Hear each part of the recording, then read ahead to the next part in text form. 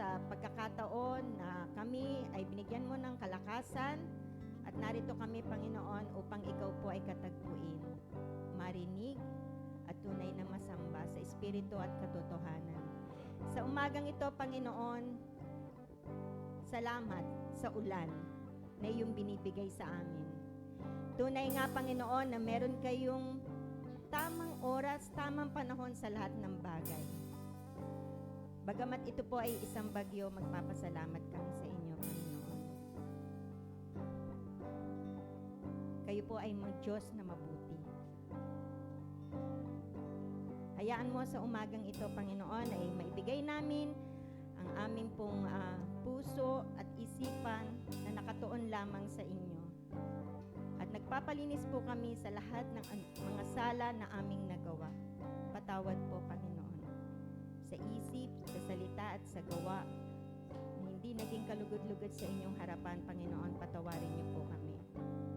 At sa umagang ito, malaya ka po naming masamba, malaya ka naming maawitan, at malaya ka rin naming marinig at maranasan sa umagang ito. Ikaw ang tunay na aming makatagpo. Sa inyo po ang umagang ito. At inilalapit din namin sa inyo, Panginoon, ang aming mga kapatid na papunta rito. Ingatan niyo po sila. At sa oras na ito ng aming pananambahan, maranasan namin ang pagkilos at gabay ng banal na Espiritu. Naanyayahan ka po namin sa aming kalagitnaan ngayon. Samahan mo kami upang lubos naming maluwalhati ang Diyos na dakila sa pamamagitan ng aming pag-aawitan. Salamat po sa inyo, Panginoon. Ibinabalik po namin ang papuri at pasalamat sa iyong dakilang pangalan lamang ni Jesus. Amen. Amen. Amen. Bago po tayo mag-awitan, basahin po muna natin ito mula sa Psalms 59. Sabay-sabay po tayo. Sige po. Basahin natin. But I will sing of your strength in the morning. I will sing of your love, for you are my fortress, my refuge in times of trouble. Wala na po ba? 17. You are my strength. I sing praise to you. You, God, are my fortress, my God, on whom I can rely. Salamat sa inyo, Panginoon. Kayo po ang aming lakas. Kaya naman, ang aming pag-awit ay para sa iyo rin. Sabay-sabay po tayo. Malakpak. At tayo rin po ay magdak para sa Panginoon.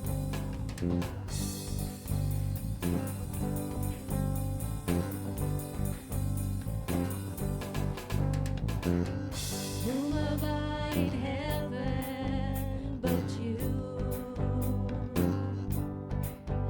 There is nothing on earth I desire beside you. My heart and my strength, many times they fail, but there is one truth that always will prevail. God is the strength of my heart. God is the strength of my heart. God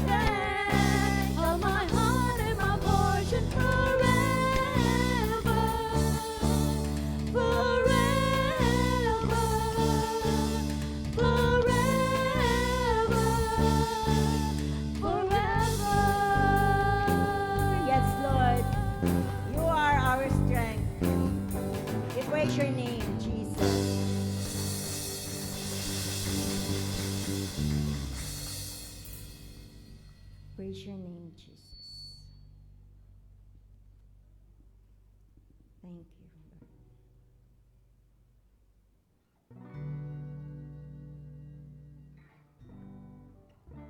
We want to worship you. Jesus.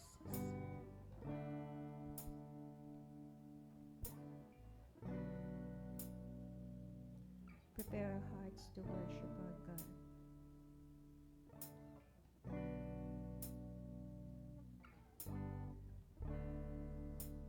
Worship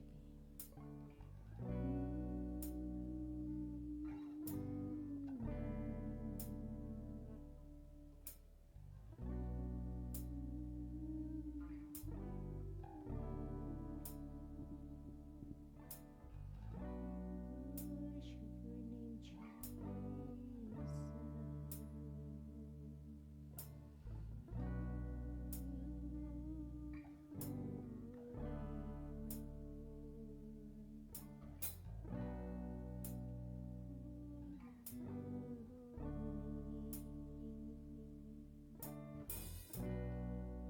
is for you, God.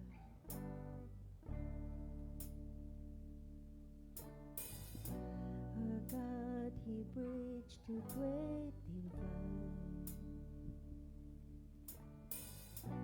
to offer us eternal life,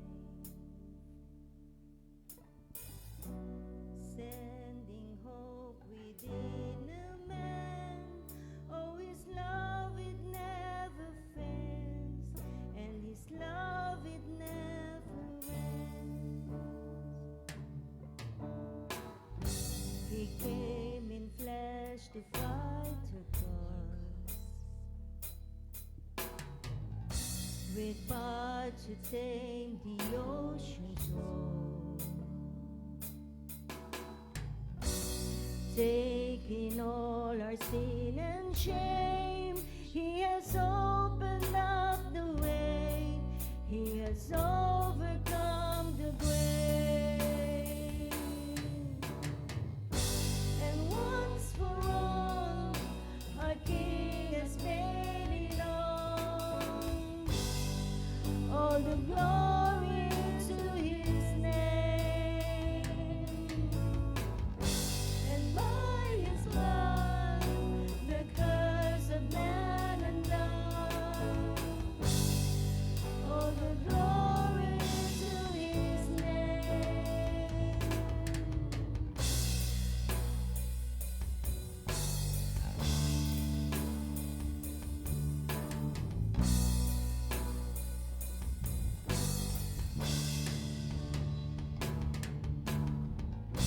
And now we'll live forever free, because of Christ the offering. No fear in life, no sting in death, for our God has come for us, and our God has paid the debt. Oh, and once for all, our King has paid it all the glory to His name. And by His blood, the curse of man undone. All the glory to His name. And once for all, our King has paid it all the glory to His name. And by His blood, the curse of man undone. All the glory to His name.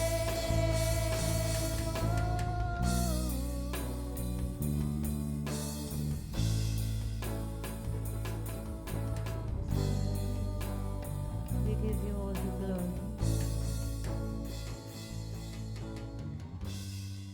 All the glory to His name. All the glory to His name. Come on, worship the Lord. All the glory to His name, Jesus. All the glory to His name. All the glory to His name, Jesus. All the glory to His name. All the glory to His name, Jesus. All the glory to His name. And once for all, our King has paid it all. All the glory to His name. And by His blood, the curse of man undone. All the glory to His name. Come on, worship the Lord. All the glory to His name. All the glory to His name, Jesus. All the glory to His name. All the glory to His name, Jesus. All the glory to His name. All the glory to His name, Jesus. All the glory to His name.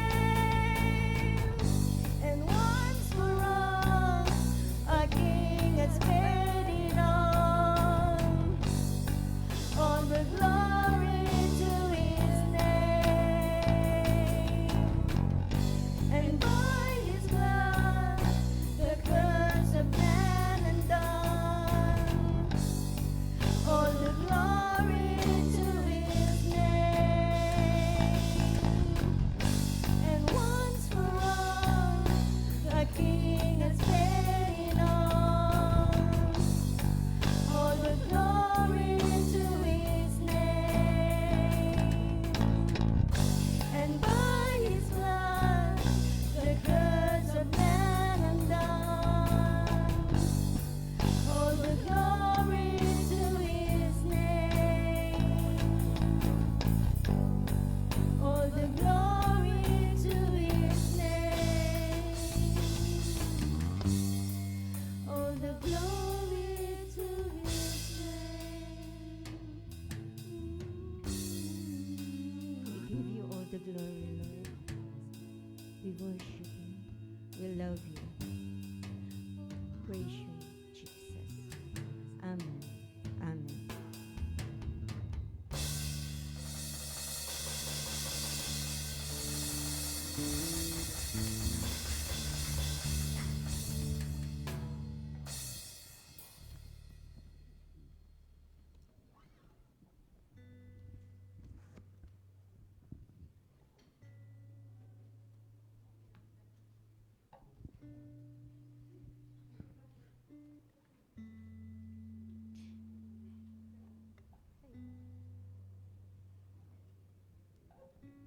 Father God, maraming salamat po at dinala mo po kami ng safe dito sa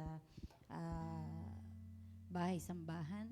At Lord, inaalala po namin sa mga oras na ito ang mga kapatid namin na hindi namin kasama ngayon dito. Sila man po ay nasa kanilang mga tahanan at walang ibang means para makapunta dito. Dalangin namin na sa kanila pong sa safety ng kanilang mga tahanan ay maranasan din nila kayo habang sila po ay nakikinig at nanonood ng worship service ngayon. Dalangin din namin ang mga kapatid namin na may mga karamdaman sa mga panahong ito. Lord, bigyan niyo po sila ng kalakasan at kaginhawahan sa kanilang mga katawan. Maranasan nila ang kagalingan. At salamat din po sa pag-sustain ninyo sa amin, sa kalakasan na patuloy niyo binibigay sa bawat araw. Kaya kami ay mabuti sa kabila ng mga pagsubok na aming ikinakaharap. Ikaw po ang talagang nagbibigay sa amin ng kakayahan sa bawat araw. Kaya sa iyo lamang namin ibinabalik ang papuri at pasasalamat. At sa pag-aaral po ng salita ninyo, Panginoon, ngayong araw na to, ay tulungan mo kami na makaunawa. Hinihingi po namin ang pagkilos ng Holy Spirit sa bawat isa po sa amin upang kami ay magkaroon ng kaalaman, kaunawaan, mabuksan ang aming mga puso sa katotohanan ng salita mo. At tulungan mo po na ang mga salita mo ay hindi lamang namin marinig, mabasa o malaman, kundi ito ay magkabunga sa mga buhay po namin. Maraming salamat po. Sa pangalan ni Jesus, ito po ang aming hiling. Amen. Amen. Okay, bago po tayo magsiupo, dahil umaalog tayo sa loob, pwede po ba na may mga mask naman mag-hello naman tayo sa isa't isa, magbatian naman tayo. Ayan, okay. Hello. Pwede, hindi naman kailangan magtabi-tabi, pero pwede ba dito na lang tayong lahat sa isang side? Ayan, dito walang projector, dito meron. Mababasa natin dito yung ipipresent nating So, siguro maganda dito tayo, sa side na to. Ayan. Sige na po, magsama-sama na tayo. Total, tayo lang naman eh. 'Di ba? O, dito sa gitna. Ayan. Ayan. Mas nakakabasa ho kayo dito. Ayan, lalapit po ako. Good morning din sa mga nasa bahay. Masarap talagang matulog ngayon, no? Na nakakumot pa kasi ang tagal ng panahon na tayo ay init na init, 'di ba? Halos maghubad na tayo sa pagtulog natin sa sobrang init ng panahon. At ngayon, ito na ang pinakahihintay natin. Makakatipid na tayo ulit sa kuryente, no? Pwede na mag-electric fan, kahit di na mag-aircon. Yes, sabi ni Sab, yes. 'Di ba?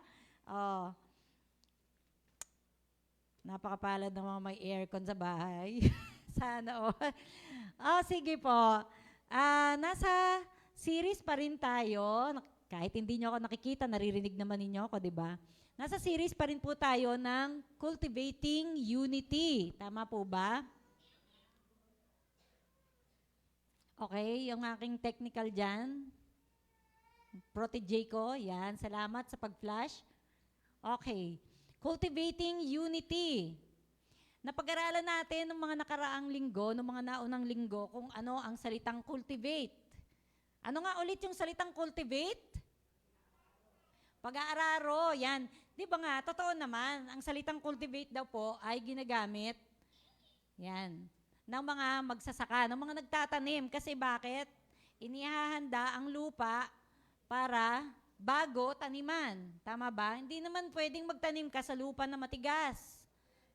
Sino dito yung mga nagtatanim? Ito, sila Kuya Art, si Ate Lydia, yan. Si Chef, yung asawa ko, plantito din yan.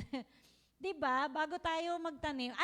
Si Ate Lar may garden yan. Ako, nakalimutan ko. Ito talaga ang tunay na farmer sa atin eh. Diba?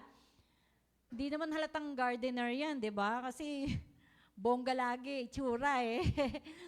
Pero, Ate Lar, paano ka ba magtanim ng bagong binhi?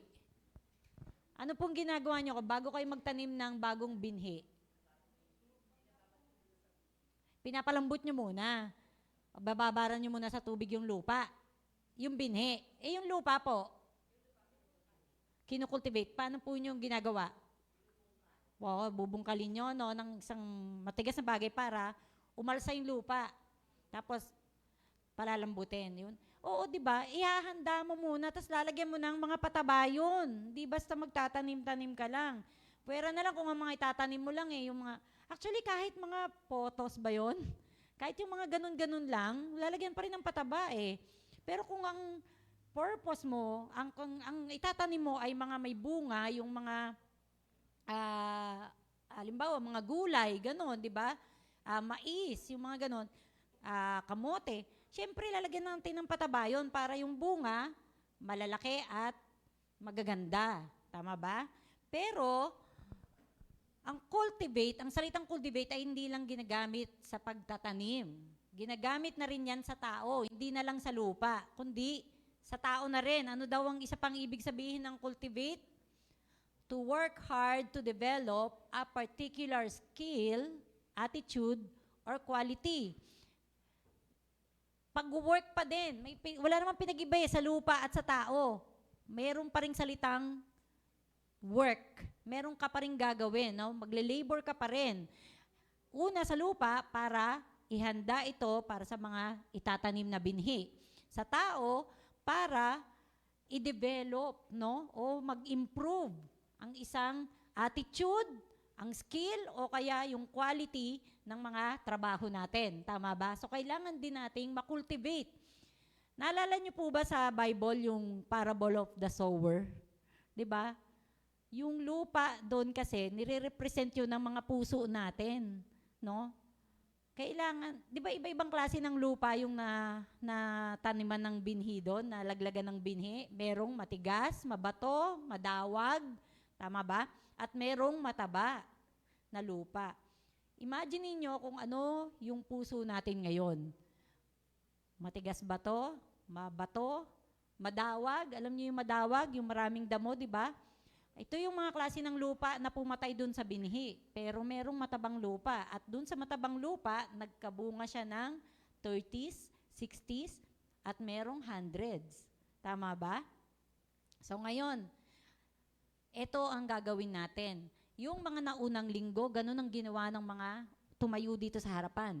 Kinultivate na po nila yung mga puso natin. Inihanda na yung mga puso natin na taniman na ng mga binhi. At ano yung binhi? Yung salita ng Diyos. Ngayon naman, ang gagawin natin, i-grow na natin ito. Patutubuin na natin yung mga seed, yung salita ng Diyos na naitanim na sa mga puso natin. Kaya nga, naihanda na yung mga puso natin. Tsak niyan, ang magiging kalaban natin, dawag, no? Yung mga aagaw sa binhi na itinanim sa atin. Amen? Pero kailangan natin, bilang mga nagtatanim, may mga pataba para yung binhi na naitanim sa atin ay mamunga. Okay? Aalagaan natin. Hindi pwedeng pag tinanim mo na, hayaan mo na. Naalala ko nun si Ate Lar, nung nagbibigay siya ng mga pechay-pechay na ganyan, no? Marami siya dating tanim na pechay. Sabi niya, ito nga yung ano ko yung tanim ko na cucumber ba yun, te? Ampalaya, yung madami doon dati. Hindi na namunga, natuyo na lang. Parang, ampalaya po yata yun no, te, nagtanim kayo. Wala na, natuyo na, kaya hindi niya na kami mabigyan noon. Sabi niya, natuyo na lang, sabi niya gano'n. Kasi hindi ko na naalagaan. So, pag hindi talaga naalagaan, namamatay ang halaman, no? Yung seed, na sayang na naitanim na sana, patutubuin na lang sana at aantayin natin yung bunga, sana mapapakinabangan, di ba? Okay, so, paano natin i-grow yung mga seed na ating natanggap ng mga nagdaang linggo? Ang ating pag-aaralan ngayon ay nasa Mateo. Ayan. Ay, basahin muna natin to. Sabi dyan, when we cultivate something, we work hard to make it better with the expectation of bearing fruit. So, tama naman, it makes sense. Kapag ka nagko-cultivate tayo, ng kahit na ano, lupa man yan o ng puso natin, we work hard para pabutihin ito at natural, nandoon yung expectation with the view of valuable returns. No? Meron tayong makukuha. Amen? May benepisyo. So, basahin po natin yung ating teksto sa araw na to ngayon. No? Itong Matthew 22:36-40. Malaki naman yung letra. Sabay-sabay na nating basahin. Anong sabi dyan? 1, 2, 3. Teacher, which is the great commandment in the law? And he said to him, you shall love the Lord your God with all your heart, and with all your soul, and with all your mind. This is the great and first commandment. Okay, tuloy natin. And a second is like it. You shall love your neighbor as yourself. On these two commandments depend all the law and the prophets. Okay, mga kapatid, the law and the prophets, yan po yung kabuuan ng Old Testament. Di ba nasa Old Testament lahat ng utos, lahat ng batas, no? Yung law. Yung nagtanong dyan actually ay lawyer. Kung babasahin po natin yung mga naunang verses, ito po ay dito po kasi yung chapter na to, tinatrap si Jesus ng kanyang mga kalaban, no? Ng mga kaaway niya, yung mga taong ayaw sa kanya at naiinggit sa kanya. Andyan yung mga Pharisees, yung Sadducees. Ito yun, at yung itong nagtanong, lawyer. Konting background lang, no? Alam niyo po ba, yung mga Sadducees, yung mga Pharisees, tsaka itong mga scribes, mga religious leaders po ito doon noong panahon na to. Mga religious leaders ito, at sila dahil may iba-iba silang pananaw, iba-iba silang paniniwala, magkakalaban sila. They are all opponents, no? Of each other. Hindi sila nagkakasundo-sundo. Pero sa time na to, dahil gusto nga nilang hulihin si Jesus sa mga salitang lalabas sa bibig niya, alam nyo ba na naging united sila? Nagkasundo-sundo sila kung paano nila itatrap si Jesus. So hanggang ito na yung pinakahuling nagtanong. Yung mga una nagtanong, Jesus, anong masasabi mo dito sa coin? Ay, sa tax. Anong masasabi mo sa tax? Diba? Binara sila ni Jesus. Sabi ni Jesus, di bigay mo kung ano yung, kaninong mukha ba itong nasa coin? O kay Caesar. Ibigay mo yan para kay Caesar. Yung sa Diyos, ibigay mo para sa Diyos. O barado na sila doon. Tapos sabi ng Sadducees, paano daw yung resurrection? Ang tanong nila kay Jesus, paano yung resurrection? Samantalang yung mga Sadducees ay hindi naniniwala sa resurrection. 'Di ba? So, in short, gusto talaga nila na itrap si Jesus Christ. At ito namang lawyer, ang tanong niya, ano daw ang pinakamahalagang utos o batas? Lawyer nga siya expert siya ng batas Tapos, bakit niya tatanungin? Para kung tinanong si Ate Lydia, paano ba maging asawa ng seaman? Asawa ako ng dating seaman. 'Di ba? Nakakaloko 'yun, 'di ba? So, parang ganon. Pero si Jesus, napaka prim and proper, kalmado siya, at alam na alam niya kung ano ang kanyang isasagot. Sabi niya, the two great commandments are, first, love God, and second, love others. No? He summed all of the laws with these two commandments. No? Dito sa loob lang ng dalawang utos na ito, pinagsama-sama niya ang lahat ng law. Amen? Sige. Punta muna tayo sa first part. Hinati ko kasi sa dalawa to. Una ay yung love God. Siguro, magtatanong kayo, bakit anong kinalaman nito sa unity? Cultivating unity ang ating pinag-aaralan ngayon. Mamaya, makikita natin yung big picture, no, kung bakit ito ang ating verse. Nung una rin binigay sa akin ito, nag-iisip ako, paano ko to i-incorporate sa cultivating unity? At bakit ito ang verse na ibinigay sa akin? Pero, napakaganda ng ni-reveal ng Lord sa pamamagitan ng mga verses na ito. Okay, love the Lord. The great and first commandment. No? Ito ang pinakamalagang utos sa lahat. So, ibinigay sa atin ito ng Panginoon, ni Jesus Christ, na mahalin natin ang Panginoon, pero may sukat. No? Meron siyang sukatan kung paano natin iibigin ang ating Diyos. Paano daw? With all our heart, with all your heart, with all your soul, and with all your mind. Pag sinabi pong all, ibig sabihin po, kabuuan. Hindi pwedeng all except you. All but with a little bit of Hindi ganoon. Pag sinabing all means all, and that's all that it means. No? Walang ibig sabihin ng all, kundi all, lahat. Buo, entire being. No? At yung love po na ginamit dito, alam niyo po, sa original kasi na sinulat yung Bible, ang love po ay may iba-ibang degree. May iba-iba pong tawag. Hindi po doon nakasulat na love. Sa English lang naman po isinulat yung love. Pero sa original po na language, nung isinulat po ang Matthew, ang love po na ginamit dito ay agapao, or from the root word, agape. Naririnig niyo yung agape? Mamaya nga po pala, meron tayong Women's Agapean Community. Ayan. No? Yung mga agape group ng mga kababaihan ay magsasama-sama. Ano ba yung agape? Bakit? Siguro may mga tatanong, bakit ba tinawag na agape group? Agapean Community.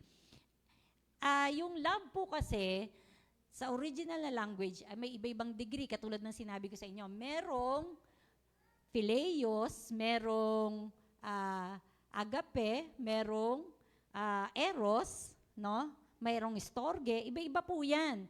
Ang love na ginamit dito is agape or agapao. Ito po yung degree, highest form of love. Ito pong degree na to, ito yung love na ginamit ng Diyos para sa atin. Sa John 3:16, ano sabi doon? For God so loved the world that He gave His only Son, so that whoever believes in Him will not perish but have everlasting life. For God so loved the world. Ganun yung love na ginamit dito. Ganun din yung inihingi sa atin ng Diyos. Love the Lord your God with all your heart, with all your soul, and with all your mind. Kung ipaparaphrase natin to, ibigin natin ang ating Diyos ng buong pagkatao natin. Nakagaya ng pagmamahal niya sa atin. Tama po ba? So, malinaw. Ngayon, Ate May, napakahirap naman yung sinasabi mo. Buong pagkatao natin, kung buo pala ang hinihingi ng Diyos sa atin, bakit binigyan niya pa tayo ng asawa? Bakit binigyan niya pa tayo ng mga anak? Bakit niya pa tayo binigyan ng best friend or ng magulang? Di mahati yung pag-ibig ko sa Diyos. Kasi pwede ba namang hindi ko mahalin yung asawa ko? Hindi ko ba pwede ba na yung mga anak ko, hindi ko na dapat sila mahalin kasi dapat yung buong pagmamahal ko sa Diyos lang. Tama ba? Okay, sige. Paano natin gagawin na mahalin ng Diyos ng buong pagkatao natin? Na nandirito tayo sa lupa, kasama natin ang mga loved ones natin. Magbalik tanaw po tayo sa mga naunang itinuro sa atin, ng mga nagdaang linggo. Naalala niyo po yung tinuro sa atin sa Ephesians chapter 4? Sige, basahin po natin yung. Buksan po natin yung mga Bible natin. Hindi ko po kasi nilagay dito. Kasi, unti-unti po natin sanayin ng mga sarili natin ulit na magbukas ng mga Bible natin. Na hindi po tayo nakadepende sa projector. Kasi una, iisa yung projector natin. Paano pala kung marami nakaupo doon at wala sila doon projector? Hindi nila mababasa. So, sasanayin na natin ang mga sarili natin na magbasa ng mga Biblia ulit, na magbukas na ulit tayo ng mga Bible. Sige, buksan niyo po yung mga Bible niyo sa Ephesians chapter 4, verse 1 to 3. At babasahin po natin yan. Tatawag po ulit ako ng mga magbabasa.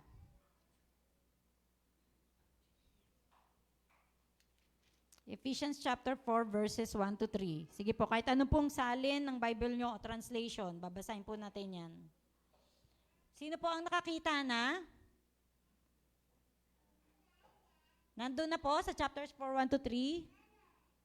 Sige, malakas na boses. Ate Lydia na lang. Si Ate Lydia, nandyan ka na po? Sige, hintayin natin.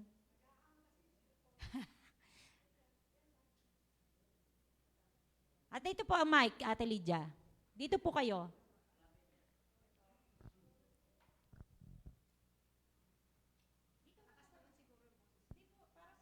Nang nasa online.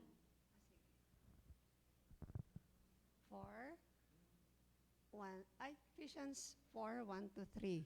Kaya't ako na isang bilanggo dahil sa Panginoon, ay nakikiusap sa inyo na mamuhay kayo gaya ng nararapat sa mga tinawag ng Diyos. Kayo'y maging mapagpakumbaba, mahinahon at matiyaga. Magmahalan kayo at magpasensyahan sa isa't isa. Sikapin ninyong mapanatili ang pagkakaisa na kaloob ng Espiritu sa pamamagitan ng kapayapaang nagbubuklod sa inyo. 1 to 3. Salamat po sa pagkabasa ng salita ng Diyos. Okay.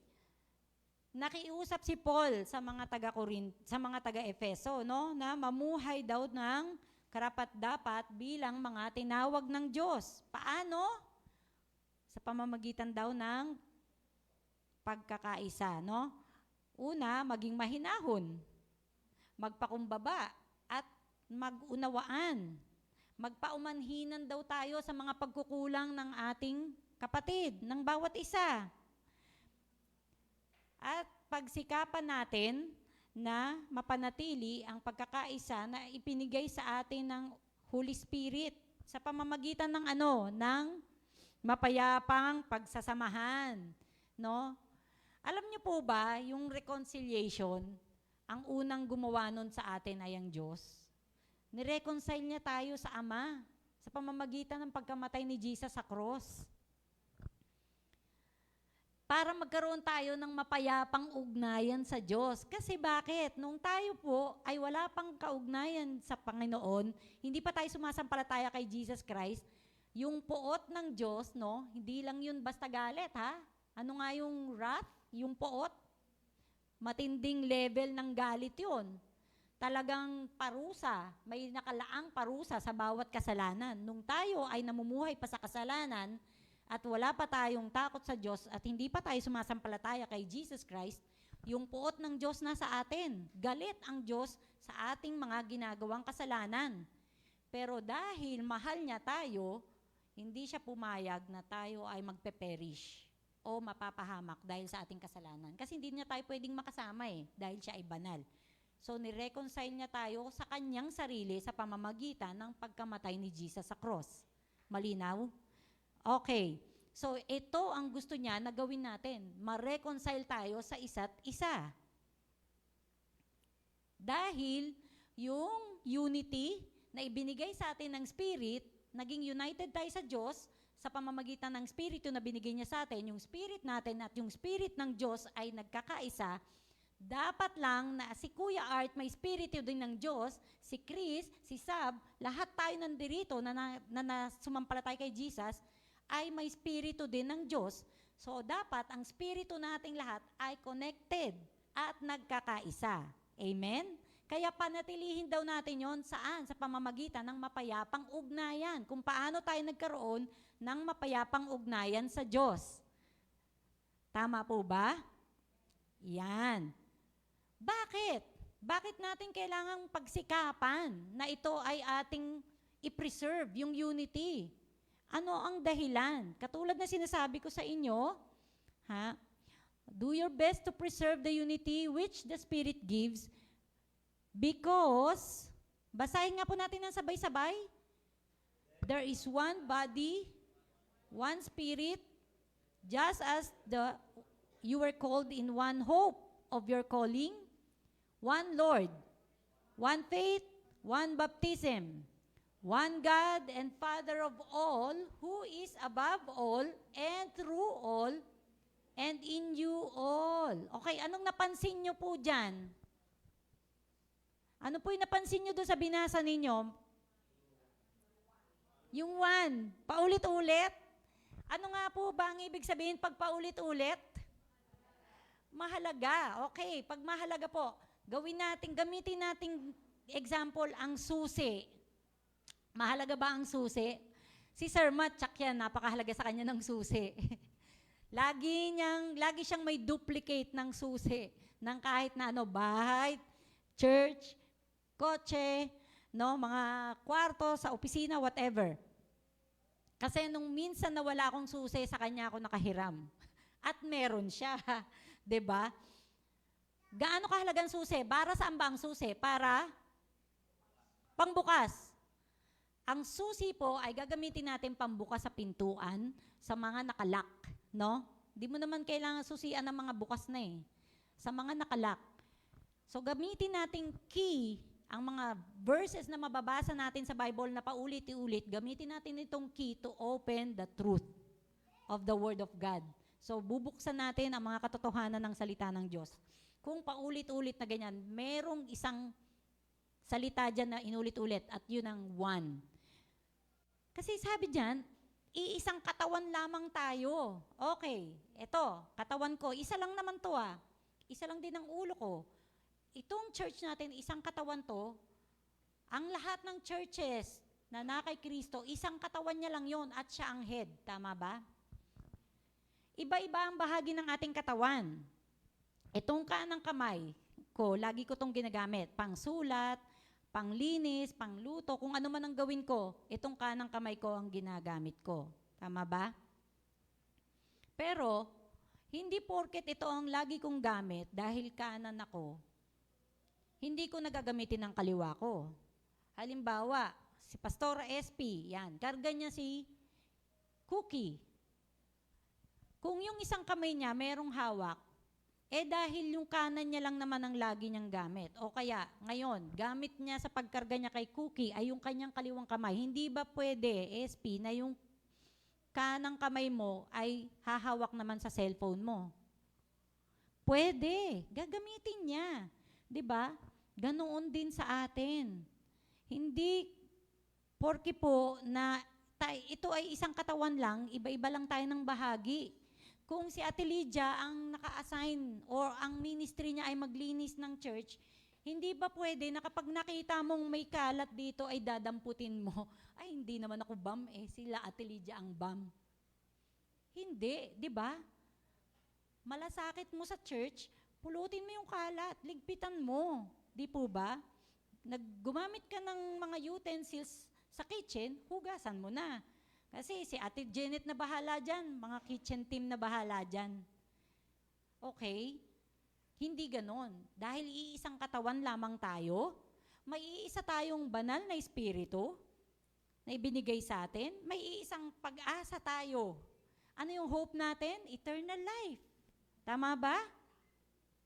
Iisa ang Diyos natin, iisa ang Panginoon natin, no? Isang bautismo, iisang ating pananampalataya, iisa ang ating Ama na nasa atin, naghahari sa atin, kumikilo sa ating lahat. Amen po? So kahit na tayo ay iba-ibang bahagi, hindi dapat na tayo ay nagkakabaha-bahagi. Magkaiba po yun. Iba-ibang bahagi tayo, pero hindi tayo magkakabaha-bahagi. Amen? Yung katawan natin, iba-iba ang bahagi, pero hindi yan magkakabaha-bahagi. Dahil kapag ito ay divided, hindi tayo, patay na tayo. No? Tayo ay chop-chop lady. Ano yun? Okay. So,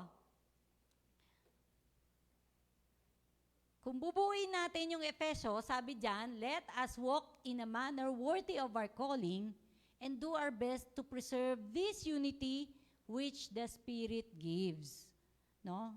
Habang lumalakad tayo sa ating pagkatawag sa atin ng Diyos, gawin natin to. Preserve the unity which the Spirit gives. Amen? Hindi tayo magkakabaha-bahagi. Ngayon, basahin naman natin yung sumunod na itinuro sa atin, nung sumunod na linggo, nasa Filipos chapter 2 verses 1 to 4. Ano naman po ang sabi dyan? Sige po, buksan niyo po muna yung Bible niyo sa Philippians chapter 2, 1 to 4. Just bear with me mga kapatid kasi this will all make sense later on. Dahil pag sasama-samahin natin itong lahat. Nakita na po ba? Philippians 2, 1 to 4. Kung nakita na po, pakibasa po. Sir Matt, pwede po ikaw magbasa? Sige, total verse mo ito dati. Philippians 2, 1 to 4. Is there any encouragement from belonging to Christ? Any comfort from His love? Tama ba? Philippians 2, no? Any comfort from His love? Any fellowship together in the Spirit? Are your hearts tender and compassionate?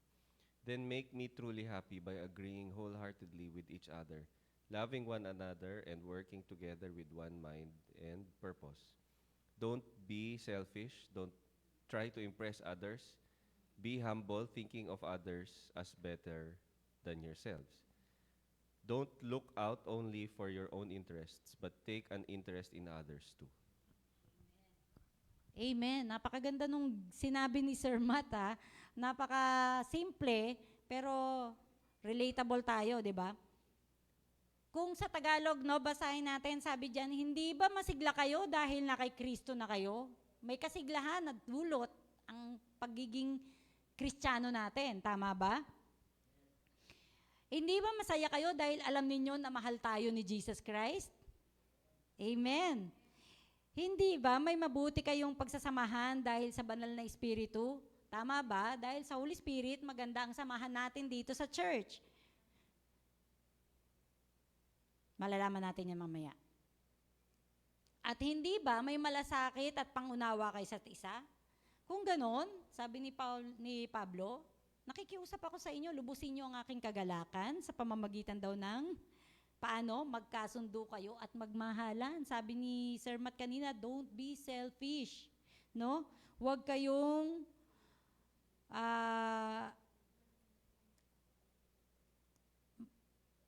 huwag kayong gumawa ng anumang bagay dahil sa makasariling hangarin o sa paghahangad na maitaas ang sarili. Sa halip ay magpakumbaba kayo sa isa't isa at ituring na mas mabuti ang iba kaysa sa inyo. Sa verse 4, wag lang ang sarili ninyo ang sarili ninyong kapakanan ang iisipin ninyo, kundi ang kapakanan din ng iba. Amen?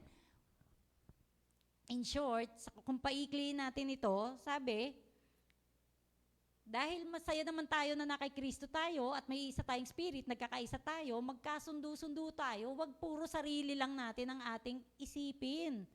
Wag nating isipin ng mga bagay na maitaas natin yung sarili nating kapakanan, yung mga layunin natin na mapagbuti yung mga sarili natin, no?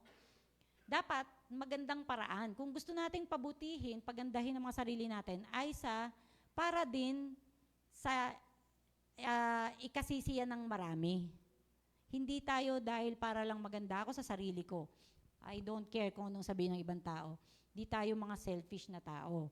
At hindi ganon si Kristo. Dahil kung sarili lang ni Kristo ang inisip niya, bakit niya pa papayagan na maranasan ang lahat ng kalupitan na ginawa sa kanya dito sa mundo? Tama po ba? Okay.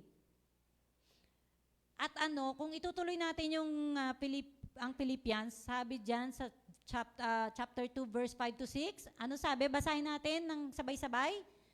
Dapat maging katulad ng kay Kristo Jesus ang pananaw ninyo. Ano ba yung pananaw ni Jesus Christ? Sabi sa verse 6, kahit na nasa kanya ang katangian ng Diyos, hindi niya itinuring ang pagiging kapantay ng Diyos bilang isang bagay na dapat panghawakan. Kahit na alam ni Jesus Christ na siya ay Diyos, tama ba? He is God, pero nasa katawan siya ng tao ng mga panahon na to. Hindi niya ipinagpilitan yung rights niya na ako ay Diyos, huwag niyo akong ganituhin. Kayang-kaya ko kayong lipulin lahat. Hindi niya yun pinanghawakan. Tama po ba? Hindi niya yun iginiit.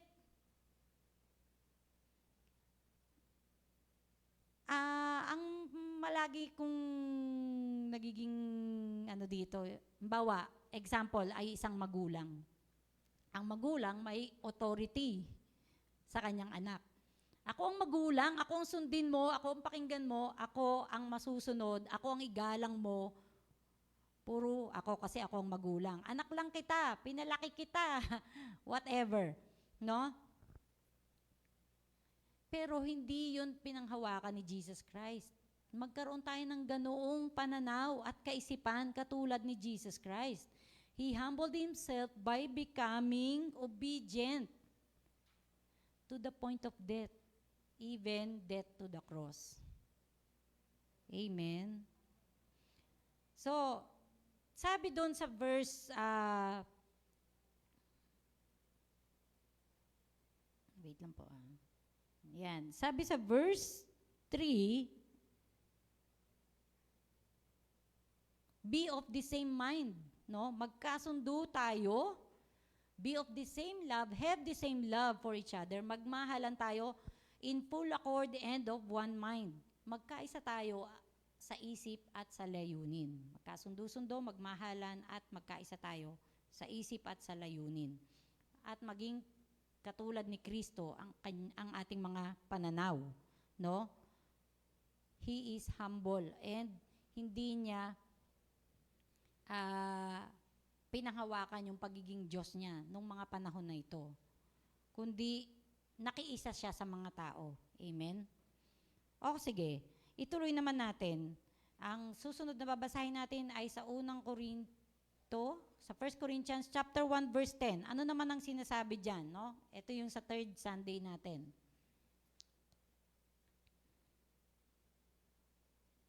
First Corinthians chapter 1 verse 10. Sino po ang nandoon na papabasa po natin?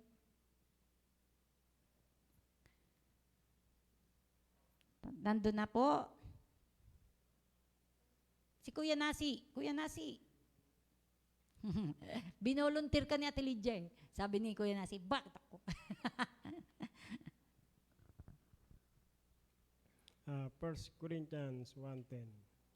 Mga kapatid, ako'y nakikiusap sa inyo sa pangalan ng ating Panginoong Hesukristo, magkaisa kayo at huwag magkabaha-bahagi, maging sa isipan at maging sa layunin. Amen. Nakikiusap na naman si Pablo, no? Pansinin niyo mula sa Efeso, sa Filipos, puro nakikiusap siya. Hanggang dito sa Korinto, nakikiusap siya. Sa pangalan ni Jesus Christ, ginamit niya na nga ang pangalan ng ating Panginoong Hesus. Magkaisa tayong lahat. Walang hidwaan na mamagitan sa atin, no? Ibig sabihin ng pagkakabaha-bahagi ko sa English, yung Bible ninyo, nakasulat dyan, division. Ano po ibig sabihin ng division na to? Wag na po nating palalimin pa. Isa lang po ang ibig sabihin niyan. Wag na po kayong mag-away-away. Wala nang dapat hidwaan, samaan ng loob, tampuhan, ano pa, inggitan. No? Magkaisa tayo sa isip at sa ating mga layunin. Napansin niyo ba yung mga verses na binasa natin mula sa Efeso, Filipos at saka sa Korinto? Puro pagkakaisa at wag magmahalan, magkaisa kayo, wag kayong magkabahabagi, wag kayong magkaroon ng hidwaan o awayan, magkaisa sa isip at sa layunin. Tama po ba? But be perfectly united in mind and thought. Yan. Sige. Tanungin ko nga, bakit ba nagkakaroon ng hidwaan, ng misunderstanding dito sa church? Bakit nagkakaroon ng mga samaan ng loob, tampuhan? Sumama ang loob ko kay Ate May, kaya hindi ko muna siya papansin, hindi ko na lang kakausapin yan. Sinira ni Ate May ang tiwala ko. Hindi na ako makikipag-ugnayan sa kanya kahit kailan. Wala na akong sasabihin kahit na ano sa kanya kasi madaldal yon. Bakit nagkakaroon ng pagkakabaha-bahagi sa church? Or ng hidwaan, alitan, awayan? Isa lang po yung root cause. Pride. Do you agree? Dahil lahat po tayo may sariling interest. Mayroon tayong self-interest at self-centered po tayo. Aminin man natin yan at hindi, we are all self-centered. May kanya-kanya tayong sariling kagustuhan. Bakit? Tayo ay nasa laman. Ito po, ang laman na to, ang laging umiiral sa atin. Kahit alam natin sa puso at sa isip natin kung ano ang kalooban ng Diyos. Pero tayo ay nasa laman, mayroon tayong kahinaan. At ang kahinaan natin ay ano? Ang tanggihan, ang sarili. Tama po ba? Pero, sinabi ni Paul, no? Sa chapter 3 nitong unang Korinto,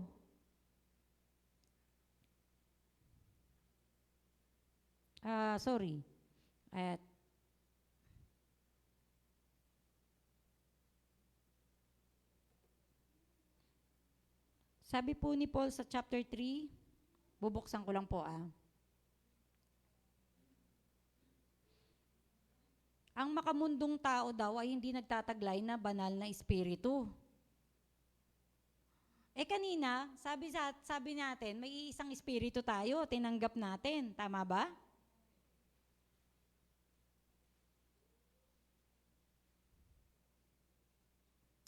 Dahil nung naalala nyo ba sa chapter 3, yung tinuro po ni Ate Jaffa sa atin, yung pagkakabahabagi, sabi sa Corinthians, sa 1 Corinthians, ako kay Apollos, ako kay Peter, ako kay Pablo, ako kay Kristo. 'Di ba? May nagkakampi-kampihan sila, tama ba? Ito ang sinabi ni Paul, sabi niya, dahil makamundo pa rin kayo, nag-iinggitan kayo, at nag-aaway-away. Hindi ba't patunay ito na makamundo pa rin kayo at namumuhay ayon sa laman? So, nag-iinggitan, nag-aaway-away, nagkakampi-kampi, patunay na makamundo at namumuhay pa ayon sa laman dahil sa sariling kagustuhan. Ito ang kanyang pahayag. Makamundo pa rin kayo. At hindi nagtataglay ng banal na espiritu. Pero kanina, sabi natin, nasa iisang katawan lang tayo at may isa tayong banal na espiritu. At ito ang katotohanan. Sinabi sa chapter 2, verse 12, what we have received is not the spirit of the world, but the Spirit who is from God, so that we may understand what God has freely given us. Nagtataglay na tayo ng Espiritu ng Diyos. Do you agree? Amen. Kung tayo ay tunay na mga mananampalataya ni Kristo, nasa atin ang Espiritu niya. At ito ang ating tinanggap, hindi ang espiritu ng mundo. Kaya nauunawaan natin ang mga bagay na galing sa Diyos. Tingnan natin yung further comparison ha, sa verse 14 and 15. Sige po, basahin po natin. Ate Janet, pakibasa nga po yung nasa slide. The person without the Spirit does not accept the things that come from the Spirit of God, but considers them foolishness, and cannot understand them because they are discerned only through the Spirit. The person with the Spirit makes judgments about all things, but such a person is not subject to merely human judgments. Salamat po. May nilagay ko rin po yung Tagalog nito. Sige, papabasa ko naman po yung Tagalog kay CJ. CJ, pwede mo bang basahin yung Tagalog? Pakilakasan ha. Ngunit sa taong hindi pinananahan ng Espiritu ng Diyos, hindi niya tinatanggap ang mga aral mula sa Espiritu. Dahil para sa kanya, ito'y kamangmangan, at hindi niya ito nauunawaan. Dahil ang mga bagay na ito'y mauunawaan lamang sa tulong ng Espiritu. Verse 15. Sa taong pinananahan ng Espiritu, naunawaan niya ang mga bagay na ito. Ngunit hindi naman siya maunawaan ng mga tao na hindi pinananahan ng Espiritu ng Diyos. Amen. Salamat po sa pagkabasa. Ang hirap talaga niyang pinananahanan na yun. Daming nananay. No? Sa taong hindi pinananahanan o hindi tinitirhan ng Holy Spirit, hindi niya maunawaan ang mga bagay na ito, yung mga binasa natin kanina, mula pa sa Efeso, sa Filipos, sa Korinto. Kaya, hindi siya makikiisa. Makikipag-away siya, igigiit niya ang sarili niya, ang karapatan ko, ang damdamin ko, emotions ko to, wag mong invalidate. Mas mahalaga yung nararamdaman ko. Pero ito ang pananaw ng mga taong makamundo. Hindi na tayo makamundo, tayo ay espiritual na mga tao dahil nasa atin ang Espiritu ng Diyos. Huwag nating ikahiya na tayo ay mga espiritual na tao. Kaya pag tayo ay biniro, napaka-espiritual mo naman natin, May. Para sinabi ko lang na ganito, bibigyan mo ako ng verse sa Bible. Sabi sa Bible, ganito kapatid, ganyan. Huwag nating bigyan ng masamang kahulugan ng pagiging espiritual because first of all, we are spiritual people. Amen? Hindi dapat ikahiya na tayo ay espiritual Huwag nating lokohin ng mga kapatid natin na nagtuturo sa atin ng salita ng Diyos na ikaw ay napakabanal. Because, yes, we are holy. If we are not holy, then we are not worthy of the calling of God. And don't expect na when you face God, the Lord will tell you, well done, my faithful child. Come and dine with me. Bakit? Nandito ka sa mundo'y kinahiya mo ang iyong posisyon. That you are seated with Christ. Amen? This is your position. We are seated with Christ. We are spiritual people. Bakit tayo nakikipag-away? Bakit natin inaaway ang ating kapatid? Dahil may emotions ako. And we do not invalidate that. Yes, binigyan tayo ng Diyos ng emotions. Kahit si Jesus ay umiyak. Tama ba? Pero wag nating bigyan ng kahalaga ng sarili natin para lang itaas ang mga sarili natin at ibagsak ang ating kapatid. Dahil sinasabi sa Bible, tingnan natin ang higit sa atin ang ating kapatid. Kung nagkukulang ang ating kapatid, tingnan natin yung kanya, unawain natin yung pagkukulang niya. Paumanhinan natin ang kanyang pagkukulang dahil tayo rin ay nagkukulang in some other ways. Na inuunawa din naman tayo sa mga pagkukulang na yon dahil kung hindi, di sana wala nang pumunta dito sa church. Magsialis na tayong lahat dito dahil ayoko kay ganito, ayoko kay ganyan. At ayaw niya rin sa akin. Pero nananatili tayo nandirito sa loob ng church na to, nasa KM pa rin tayo. Nagkakasama-sama tayo, pero wala tayong kaugnayan sa isa't isa. And why is that? There should be no allegiance with any one of us here. The only allegiance that we must have is with God alone. Yun lang ang kakampihan natin dahil kakampi tayo ng Diyos. Sabi niya, sino ang magiging laban sa'yo kung kakampi mo ang Diyos? Amen?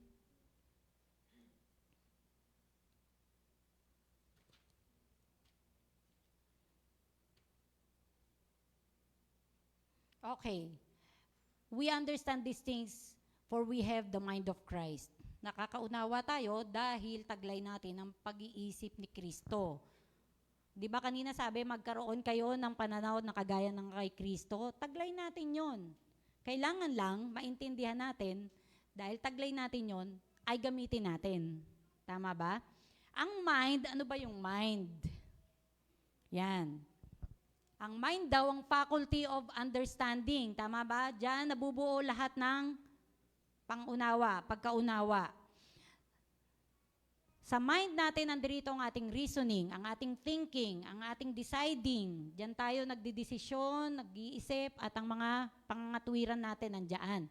Kaya ito ang nagiging disposition at attitude natin. Depende sa kung paano nakakaunawa ang utak mo. Kaya nga, may mga taong angkitid ng pangunawa, may taong malawak ang kanyang pangunawa. Kapag makitid ang pangunawa, ano ang disposition at attitude? Laging galit, maikli ang pasensya, at madaling mag-judge. Tama ba?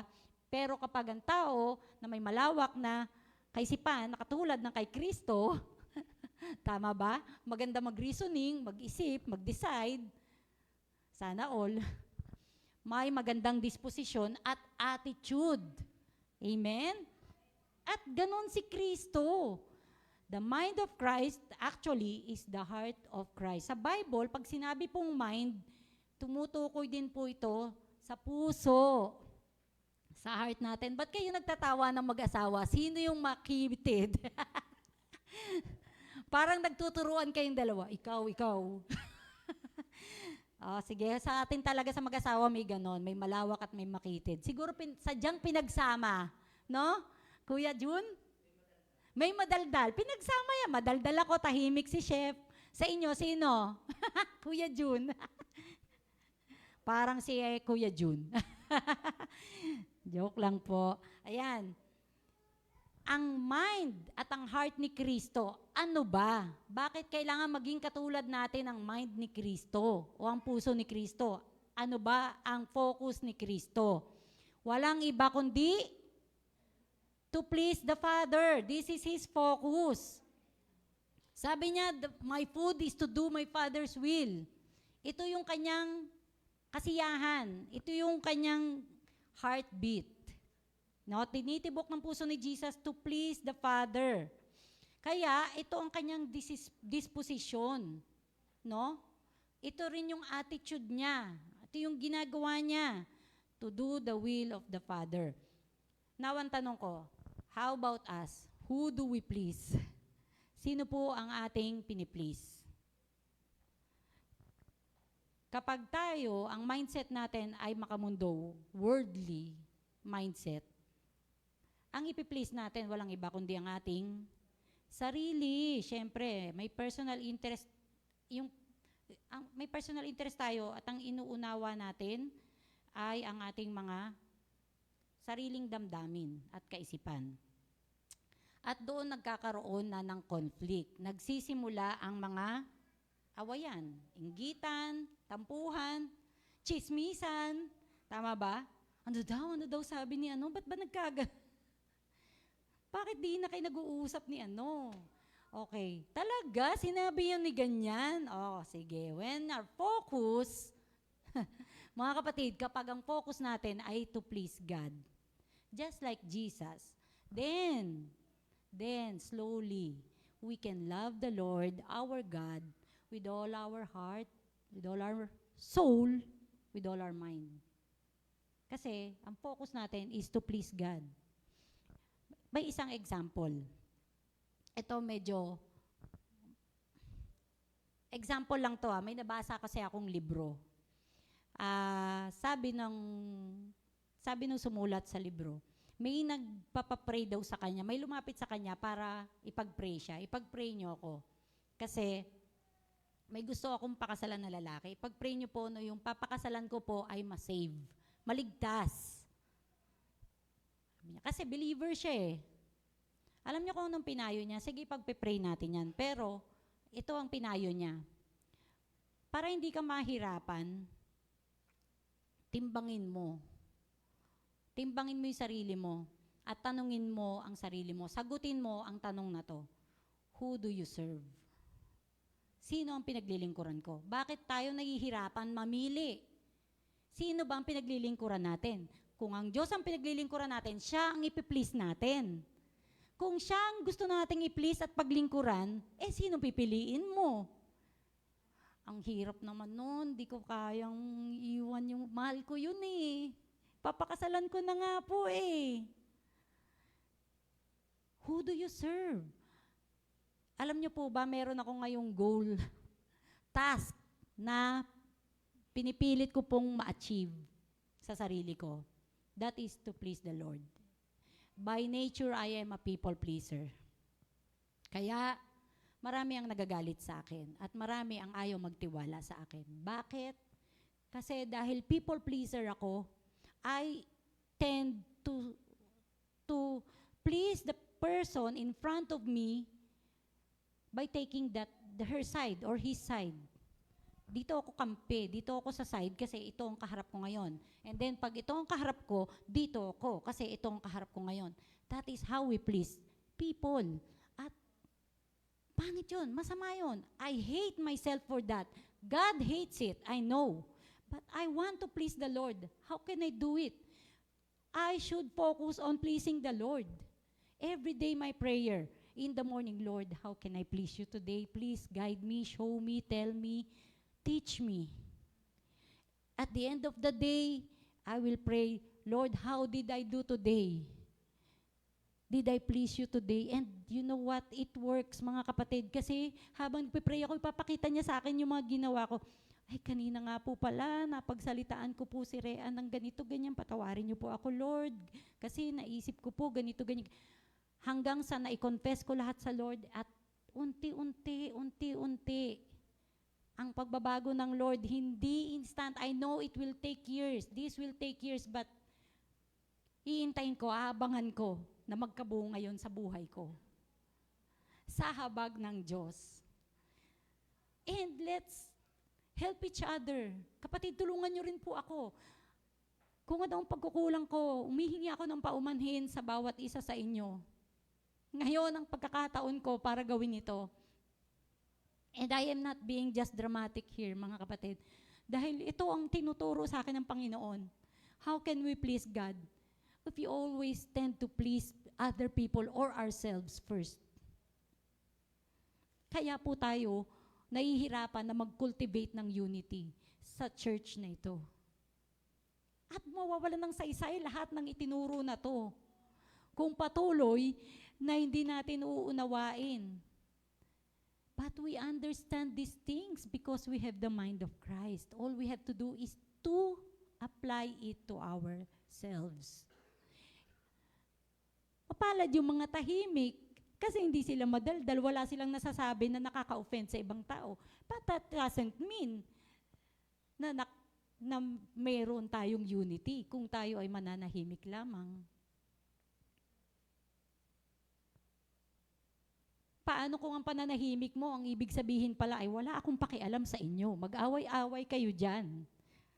Mag-enjoy-enjoy kayo dyan sa mga activities nyo. I don't care. I will sit here in the corner. Kasi introvert, kasi tahimik. Magdasal po tayong lahat, tumutunog na ang kampana. Yung alarm ni Ate Janet. Okay, mga kapatid, ang pagkakaisa po na sinasabi dito ay katulad ng kaisipan ni Kristo. Na ang kanyang kasiyahan ay parangalan ang Ama at sundin ang lahat ng sinasabi niya. Okay, how can we aim for it? Ito po yung isang pinakamadaling solusyon na sinabi sa atin ng Panginoon. Isinulat po ito ni Pablo sa Romans chapter 12 verses 1 to 2. Alam na po ito ng lahat. Sige nga po, buksan natin ang ating Bible sa Romans chapter 12 verse 1 to 2. Pakibasa po. Sino po ang nandun na?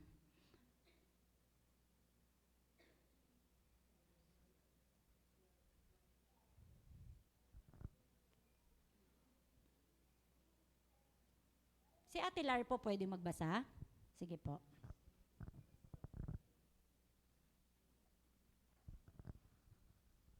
Kay Romans 12, 1 to 2.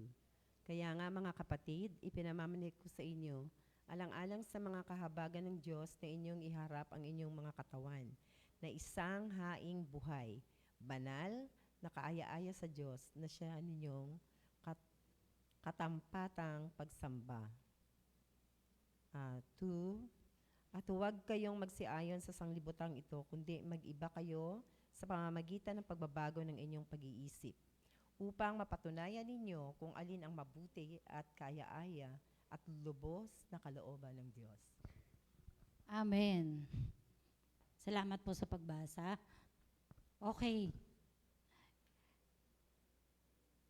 Hindi na natin kailangan ipaliwanag. No? Mga kapatid, nakikiusap na naman si Pablo sa atin. Alang-alang daw sa maraming pagkakataon na tayo ay kinahabagan ng Diyos. Ibigay natin ang ating mga sarili bilang mga handog na buhay, living sacrifice, banal at kalugod-lugod sa harapan niya. Sapagkat ito ang tunay na pagsamba po natin sa Kanya. Yung pag-please natin sa Kanya, yun ang ating tunay na pagsamba. Ang ating pag-aawitan po dito, pagdalo sa church, ay isang paraan lamang ng ating pagsamba sa Diyos, pagpapasalamat, no? Pag-recognize, pag-acknowledge na nagse-celebrate tayo ng sama-sama kasi dahil sa kabutihan at katapatan ng Diyos. Amen? Pero ang tunay na pagsamba natin sa Kanya ay ang ating mga sarili. Buhay na alay sa Diyos. At wag na daw nating tularan ang mga pag-uugali ng mga tao sa mundong ito. Hayaan natin na baguhin tayo ng Diyos sa pamamagitan ng pagbabago ng ating mga isip. Let God transform us by the renewal of our mind. Alam nyo, ang ating Panginoon ay napaka-gentleman. Sa haba ng panahon na napakasama ng ugali ko, hindi niya ako pinush na hindi ka dapat ganyan, May. Dahil nasa iyo ang espiritu ko. Napupulaan ang pangalan ko dahil sa mga ginagawa mo. Pero 2009, nung makakilala ako sa Panginoon, and today, 2024, nakikita ko yung changes ko, parang wala. Iilan lang ang mga notable changes. Dati akong palamura, hindi na ako nagmumura. Dati ako nagsisigarilyo at nag-iinom ng alak, hindi na. Those are notable changes.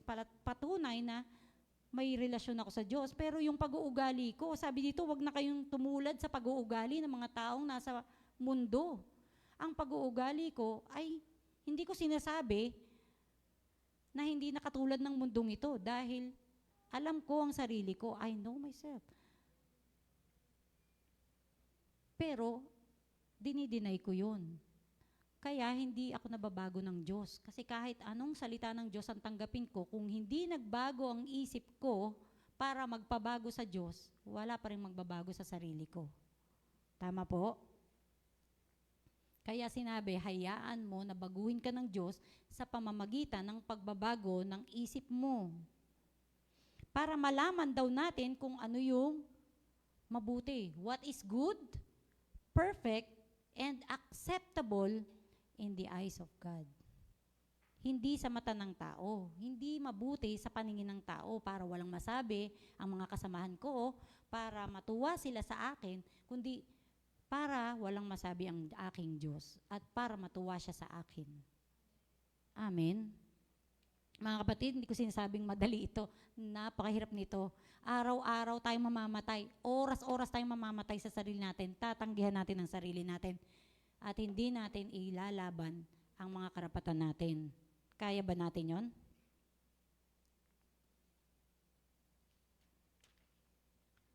Okay. Nagiging malinaw na unti-unti kung paano natin gagawin yung pag-ibig sa Diyos ng buong puso, buong kaluluwa at buong kaisipan. Tama po? Tingnan naman natin yung pangalawang bahagi ng utos niya, ng pinakamahalagang utos, the Great Commandment. Love others. Di ba ito yung second? Sabi sa Matthew 22:39, and the second is like it. Love your neighbor as yourself. Oh, may sukatan na naman. Kanina, with all your heart, with all your soul, with all your mind. Ngayon may sukatan na naman. Love others as yourself. Ito ang sukatan. Paano mo minamahal o pinapahalagahan na ang sarili mo? Meron ba kayong kilalang tao na gustong baliwalain lang siya? Huwag nyo na akong pansinin, baliwalain nyo ko. May magsasalita ng gano'n, pero kabaligtaran yon. Dahil ang totoo, nagiging sarcastic lang siya. Gusto niya, pansinin mo siya at pahalagahan mo siya. Tama ba? Walang sino man dito na nagugustuhin na siya ay binabaliwala at hindi pinapahalagahan, hindi tinitignan, hindi binibigyan ng atensyon. Diba? Kaya nga nag-aaway-away eh. Dahil hindi mo ako binibigyan ng atensyon. Hindi mo ako pinapakinggan, hindi mo ako naiintindihan. Ganon gusto ng Lord na mahalin mo yung kapwa mo, yung katabi mo ngayon, yung nasa likod mo, nasa harapan mo, at yung mga wala dito ngayon, na kapatid natin sa pananampalataya, kapatid natin kay Kristo, kagaya ng pagpapahalaga mo sa sarili mo, dahil hindi mo gugustuhin na ikaw ay mabaliwala. Tama po ba? Okay, merong ditong paraan kung paano dapat daw natin mahalin ang ating kapatid. Inutos naman ito sa Romans chapter 12 verse 10. Basahin po natin na sabay-sabay. 1, 2, 3. Outdo one another in showing honor. Okay, love one another with brotherly affection. Ito na naman tayo sa love. Kanina, yung love na ginamit ay katulad daw ng love ng Diyos sa atin. Ganun dapat natin mahalin ang ating Panginoon. Ngayon naman, love one another with brotherly affection. Okay, konting word study tayo para mas maintindihan natin. Katulad ng sinabi ko sa inyo kanina, sa original na pagkasulat ng Biblia, no, ang lengguwahe kasi na ginamit dati, nung ito ay unang isinulat, ay yung wika nila. At ang wika nila noon ay Greek, Septuagint. No? Kasi nung sa Old Testament ang sinulat, ito ay Hebrew. Nung sinulat na yung New Testament, na-translate na ito sa Greek. Pero itong language na yan ay hindi na po ginagamit ngayon. Na-translate na sa English. Pero para mas maintindihan natin, ang love po na sinasabi dyan na hindi lang basta mahalin. May sukat, no? May degree ng pag-ibig. Ang love na ginamit po dito ay philostorgos. Yan, love one another with brotherly affection. Philostorgos po, ibig sabihin ay affection for closely related. In short, familial love. Pagmamahal mo sa anak, sa magulang, sa asawa, pamilya mo. At yung brotherly affection naman, Philadelphia. Kaya may church na Philadelphia, di ba? Affection for a fellow believer. Pagmamahal sa kapwa mananampalataya. Okay? So, malinaw po. Kung ipaparaphrase ko, itong sinabi na love one another with brotherly affection, parang ganito po ang gustong sabihin ng Diyos. Mahalin natin ang mga kapwa natin mananampalataya na kagaya ng ating pagmamahal sa ating asawa, sa ating anak, sa ating magulang. Okay, paano ba natin mahalin ang ating mga pamilya? Sa magulang, paano ang pag-ibig ng magulang sa anak? Bibigay lahat. Oh, ayan, bigay mo yung gusto niyan ngayon. Anong gusto mo, Lia? Kamutin mo siya. Okay. Ibibigay lahat. Ibig sabihin, selfless love. Tama ba? Pag sa mga anak natin, yun yung sinasabi, isusubo mo na lang, ibibigay mo pa sa anak. Tama ba? Handa tayong magtiis para sa ating mga loved ones. Kaya ba nating magtiis para lang kay Tenten? Kuya Francis, kaya niyo po bang magtiis para kay Sir Matt? Okay. Hindi natin nasasagot agad, ano? Kasi hindi ko naman po sila ka-close. Kaya nga kapatid, tama ba na meron pa dito sa atin na hindi pa magkakakilala ng lubos? Natural lang yun. Pero meron tayo dapat ginagawang effort para na ipagpe-pray natin sila at nagkakaroon tayo ng magandang ugnayan. Diba? Subukan natin yun, no? Yung mga hindi pa natin masyadong kakilala, kilalanin natin. Alamin natin ang pangalan. No? Mamaya practicein natin. Sige nga. Okay, malapit na po tayo matapos. Kaya sabi ko kanina sa inyo, bear with me.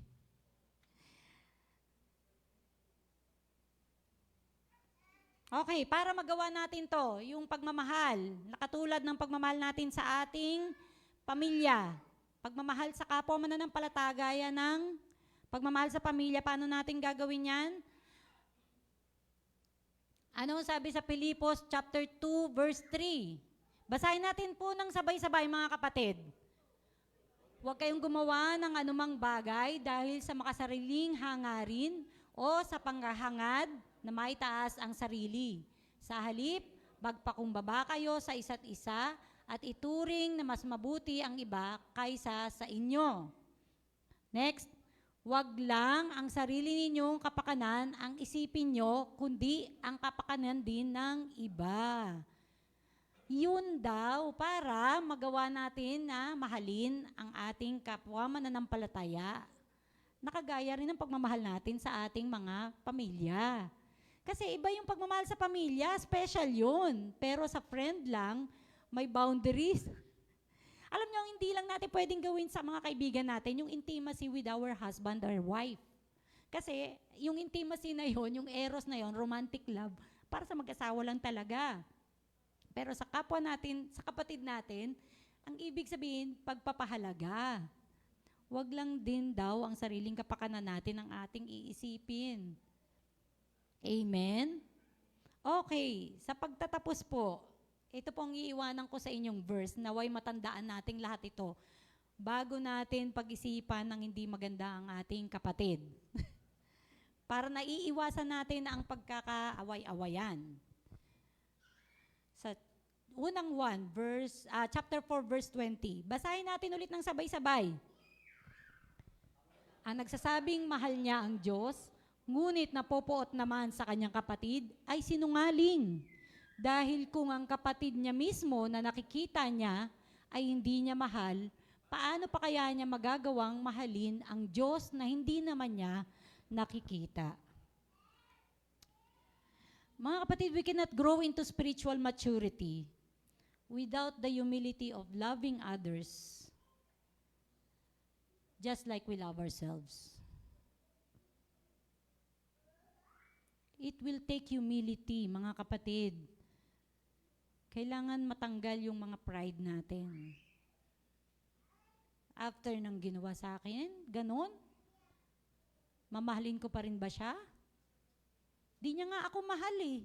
Hindi niya nga ako pinahalagahan eh. Binaliwala niya nga yung pagkakaibigan namin eh.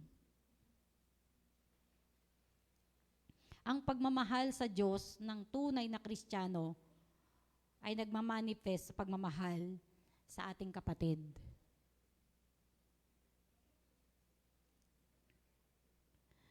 Tingnan natin yung huling verse, yung kasunod na verse. Basahin natin na sabay-sabay. Kaya ito ang utos na ibinigay sa atin ni Kristo. Ang taong nagmamahal sa Diyos ay dapat ding magmahal sa kanyang kapatid. Kung sinasabi natin, if we claim to love God, then we are required to love our brothers and sisters. Loving God should manifest love for others. It goes hand in hand. Hindi po ito pwedeng magkahiwalay. Inseparable po ito. O kapatid,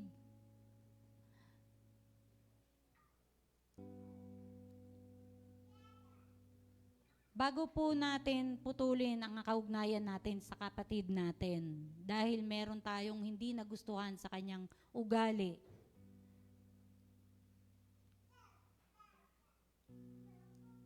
isipin muna natin ito. Basta ako, sa Diyos ako naglilingkod.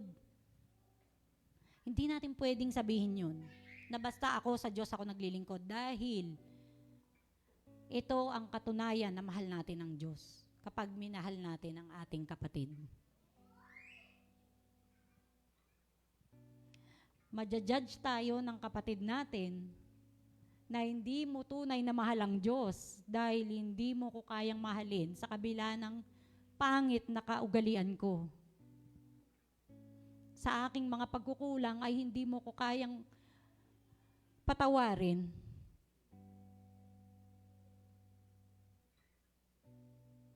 Paano mo nasasabi na ikaw ay kinahabagan at pinatawad din ng Diyos?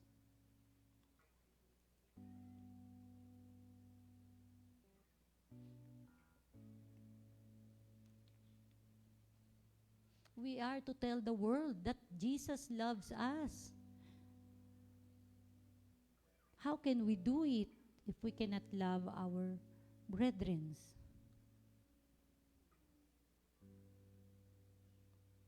Di ko sinasabi na ginagawa ko to. Gusto ko tong mabago sa aking sarili mismo. Magtutulungan po tayo, mga kapatid. Dahil iisang katawan po tayo, hindi po tayo magkakabahabahagi. Ang nangyayari po sa kapatid natin, nangyayari din sa atin. Ang nangyayari sa akin, nangyayari din sa inyo. Dahil may iisa tayong spirit.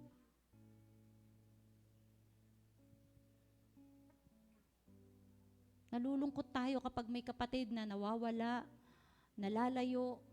May mga kapatid na dumadanas ng matinding paghihirap, mga sakit. Nalulungkot tayo. Mga hindi na natin nakakasama dito ngayon. Hinahanap natin sila. Nasaan na kaya sila? That's because of our love for them. And God is putting it in our hearts. Nilalagay yan ng Diyos sa puso natin. You know what? Kanina sa kanta, our God bridged the great divide. Alam niyo po ba yung pinakamatinding division? Ang pinakamatindi pong division ay ang langit at ang lupa. Kaya nga sinabi ng Diyos, kinalimutan ko ang inyong mga kasalanan, kung gaano kalayo ang east sa west, kung gaano kalalim ang langit at ang lupa. Ganun ko kinalimutan ang kasalanan ninyo, sabi ng Diyos. He bridged the great divide. Hindi makakapunta ang mga taong nasa lupa papunta sa Kanya. Pero nung ginawa ng Diyos, Siya ang pumunta dito para maabot tayo. Para pagkaisahin niya tayo sa Kanya. Tapos tayo, divided. Pansinin nyo na lang tuwing umaga saan nakaupo, ang magkakasama lagi, ang magkakaibigan, ang magkakagrupo.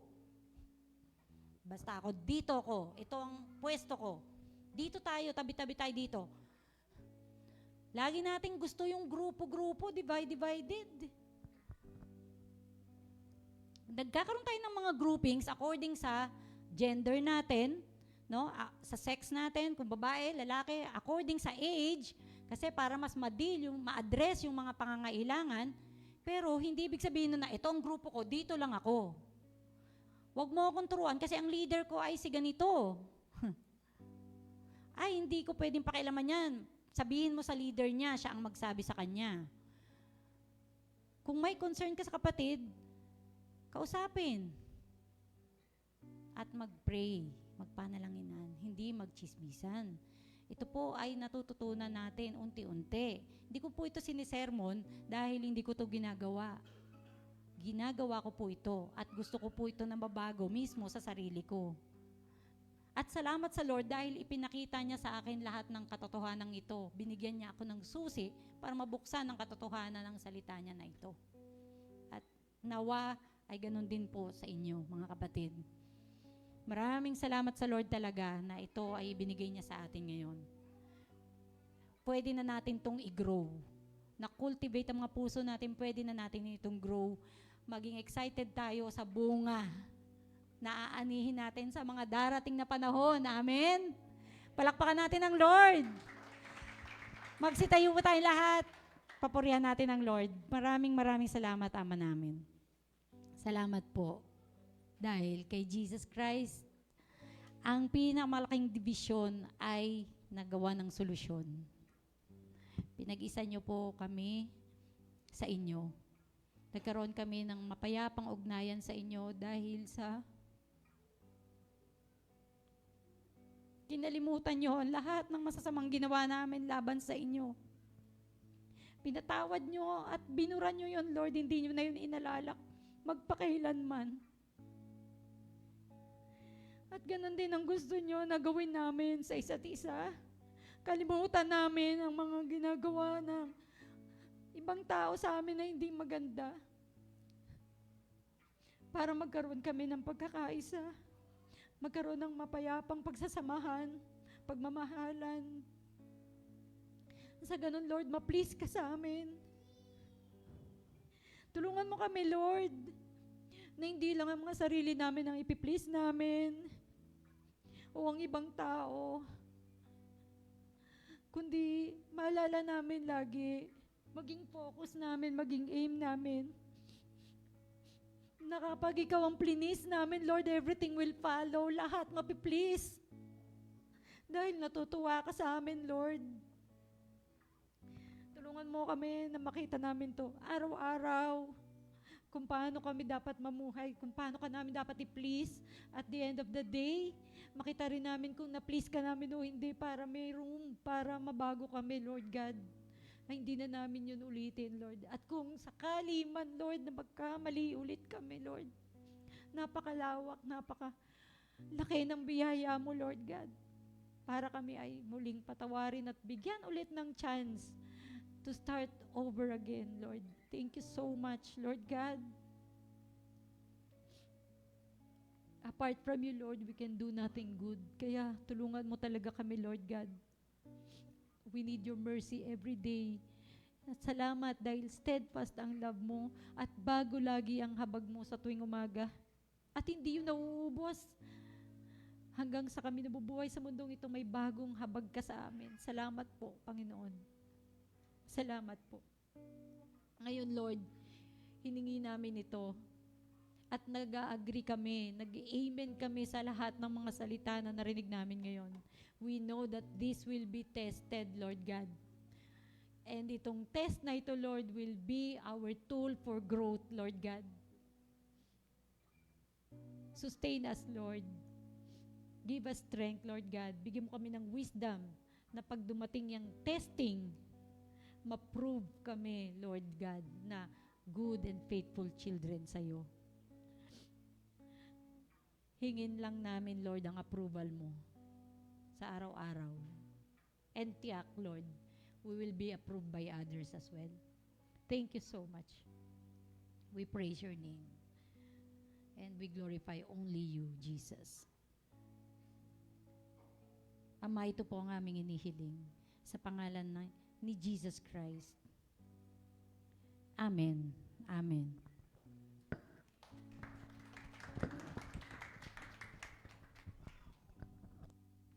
Salamat sa Hello. Salamat sa magandang mensahe ng Panginoon sa atin sa umagang ito. Dadako naman po tayo sa ating pagkakaloob. Sabayan po natin ang pag-awit at may masayang puso na pagbibigay sa Panginoon.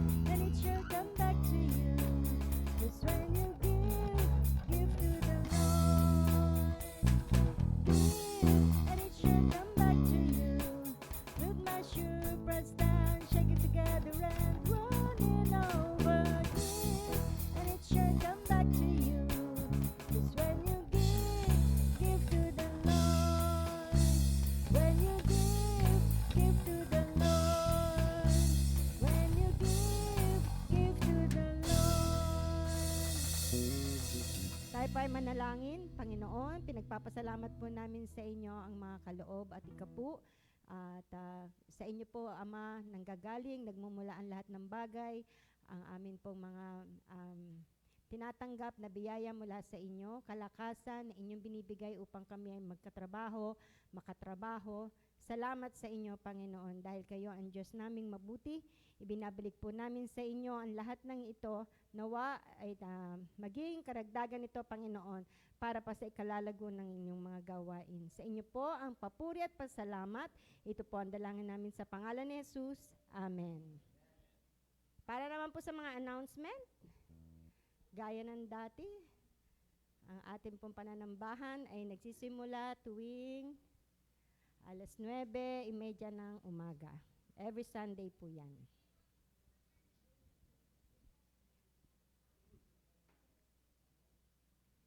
Tithes and offering can be sent through BPI, Metrobank, and GCash. Worship service every Sunday, 9:30. Prayer intercessions every Saturday po yan at 9 a.m. dito po sa church. Like, comment, share, and subscribe to our YouTube channel, Facebook page, Instagram, and Spotify podcast, and TikTok. Birthday celebrant. Happy birthday sa May 22, Marlon Montano, Ellery Joy Bautista. Meron pa po ba? Awitan nga po natin sila. Happy birthday to you. Happy birthday to you. Happy birthday, happy birthday, happy birthday to you. Happy anniversary naman po. Sa May 22, sina Mr. and Mrs. Rimar and Vanessa Bautista, Mr. and Mrs. Sitong and Eder Aguilar, Mr. and Mrs. June and Mirna Nepomuceno. Meron pa po ba? Happy anniversary po sa inyo. Ang TSG po natin, kaligtasan lesson right after the service po. Special announcement, Women's Agapean Community right after the service. Huwag po tayong uuwi, kahit ilan lang po tayo, hindi po nito kayang awatin ang atin pong pagtitipon. Salamat sa Panginoon. At tinatawagan ko naman po si Pastor. Sige po, tayo po ay lumapit. Lumapit, come closer para ang ating panalangin ay mas tumindi dahil alam niyo po, nagsasama-sama tayo na nanalangin. Meron tayong Diyos na nangangalaga. Sabi nga, pwede mong tawagin na ang Ama anytime, anywhere. Abba, Father. No? Lapit po tayo mga kapatid, lapit po tayo. No? At, sige, come closer po tayo, come closer.